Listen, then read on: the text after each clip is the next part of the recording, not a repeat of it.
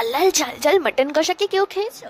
আজকে কিন্তু মাটনের কোনো ঝোল বা অন্য কোনো ডিশ হবে না, একদম সিম্পল উপায় মাটন কষা হবে, যাতে রুটি, লাচ্ছা, পরোটা এসবের সাথে খাওয়া যায়। এই রেসিপিটি কিন্তু ভাতের সাথে খুব একটা মানায় না।